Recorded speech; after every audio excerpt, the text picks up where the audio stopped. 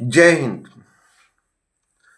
आज हम लोग मुगल स्थापत्य कला के अंतर्गत एक बहुत ही खूबसूरत बेहतरीन इमारत के बारे में अध्ययन करेंगे। वो है एतमातुद्दौला का मकबरा। एतमातुद्दौला के बारे में थोड़ी सी कुछ चंद बातें जान लीजिए जो परीक्षा के दृष्टिकोण से महत्वपूर्ण भी हैं। एतमातुद्दौला का नाम था गियास बेग। उसका असली नाम क्या था? गियास बेग। उसकी पत्नी का नाम असमत बेगम और उसके बेटे का नाम आसफ खां। ये लोग पर्सिया यानी ईरान के रहने वाले थे और बहुत मुफलिसी में जीवन यापन कर रहे थे। मुफलिसी माने गरीबी में। इन्होंने मुगल बादशाह जलालुद्दीन मोहम्मद अकबर के बारे में सुन रखा था कि हिंदुस्तान में इस समय अकबर जो हैं उनका साम्राज्य बहुत विशाल है, धन्य धान्य से परिपूर्ण है और वे अपने राज दरबार में विद्वानों को संरक्षण देते हैं। अतः यह भी अपने परिवार के साथ जीविका की तलाश में हिंदुस्तान की तरफ चल पड़ा। हिंदू कुश पर्वतमाला गोमल बुलंदरों के मार्ग से भारत में प्रवेश करता है। अब चूंकि अकबर के समय देखा जाए राजधानी आगरा थी।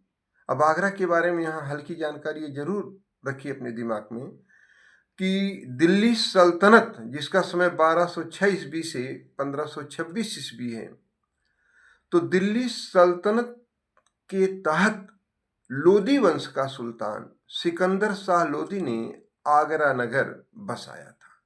ये ध्यान रखिएगा जरूर। किसने बसाया था? सिकंदर शाह लोदी ने।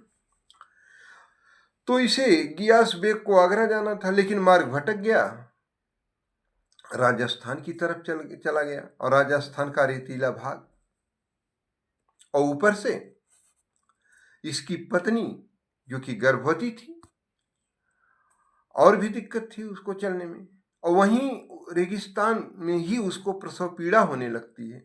वह एक बच्ची को जन्म देती है और वही बच्ची आगे चल करके नूरजहां नाम से जानी गई। और नूरजहां का मुगल बादशाह जहांगीर जो कि उसका शौहर यानी पति था, इतना ज्यादा नियंत्रण था कि जहां, अब आप खुद समझ सकते हैं कि जहांगीर की आत्मकथा है तुझके जहांगीरी, जो कि फारसी भाषा में तुजुक माने आत्मकथा, जहांगीरी माने जहांगीर की। और उसमें उसने लिखा है अपनी प्रिय बेगम नूरजहां के कोमल हाथों से, एक प्याले मदिरा के बदले में मैंने अपना सारा साम्राज्य उसके कदमों में डाल दिया है। और ये बात सही भी थी। राज दरबार में जहांगीर के साथ साथ नूरजहां भी बैठती थी। जो जहांगीर के शासनकाल के दौरान मुगल सिक्के जारी किए गए हैं, सिक्कों पर नूरजहां का चित्र और नाम अंकित होता था। जो राजकीय फरमान थे उस पर जहांगीर के साथ साथ नूरजहां के भी हस्ताक्षर होते थे। और नूरजहां का इतना जलवा था राज दरबार में कि किसी की औकात नहीं थी कि उसके विरोध में बोल सके। अगर किसी ने दुस्साहस किया बोलने का तो उसका हश्र बहुत बुरा हुआ है, जो कि आप जब मुगल पर हम लोग अध्ययन करेंगे तो वहां ध्यान देंगे। तो यहाँ तो अभी एक छोटी सी क्लिप मैं दे रहा हूं गियास बेग के बारे में। तो वही गियास बेग बाद में मुगल दरबार में आता है। अकबर उसको राज दरबार में संरक्षण देते हैं, ठीक ठाक रहा। और बाद में देखा जाए जब जहांगीर शासक हुआ तो जहांगीर के शासनकाल के दौरान घटना यह है कि राज दरबार में नवरोज त्योहार बहुत भव्य रूप से मनाया जा रहा था और वहीं उसकी नजर नूरजहां पर पड़ती है और अंततः नूरजहां से उसने निकाह कर लिया। ये बात गौरतलब है कि नूरजहां का पति जो था अली कुली खां, जिसे जहांगीर ने शेर अफगन उपाधि दी थी, नूरजहां की एक बेटी भी थी लाडली बेगम। तो जहांगीर ने षड्यंत्र रच करके शेर अफगन को मार्ग से हटाया और कैसे नूरजहां से शादी किया वो जहांगीर वाले टॉपिक में हम लोग देखेंगे। अब चूंकि नूरजहां का बहुत ज्यादा जलवा था और जब उसका पिता गियास बेग मरा तो उसने अपने पिता की कब्र जो बनवाई है वो आगरा में यमुना नदी के किनारे। अब कब्र के बारे में मैंने कहा कि एतमातुद्दौला का मकबरा, तो ये ध्यान रखिए गियास बेग को भी जहांगीर ने एतमातुद्दौला उपाधि दी थी, ठीक है ना। तो एतमातुद्दौला का मकबरा कहाँ है? आगरा में यमुना नदी के किनारे। इसका निर्माण किसने करवाया है? नूरजहां ने 1626 ईस्वी में। यह मुगल कालीन पहली इमारत है जो पूर्णतः संगमरमर से बनी हुई है, व्हाइट मार्बल, सफेद संगमरमर से। और इसके अंदर के भाग में इतनी खूबसूरती से नक्काशी यानी पच्चीकारी की गई है कि आप देखिए तो देखते ही रह जाते हैं, ठीक है ना। और जो अंदर के भाग में खूबसूरती से पच्चीकारी की गई है, नक्काशी की गई है, वह पित्रादूरा शैली में है। पित्रादूरा शैली यूरोप की बहुत ही महंगी शैली है।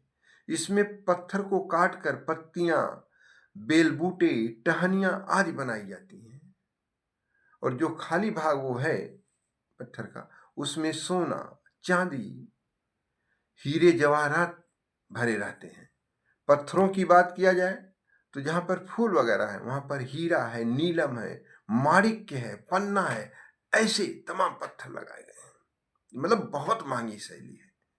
बस इतना आप ध्यान रखिएगा कि एतमातुद्दौला का मकबरा हिंदुस्तान की पहली इमारत है जिसमें पित्रादूरा शैली का प्रयोग किया गया है, ठीक है।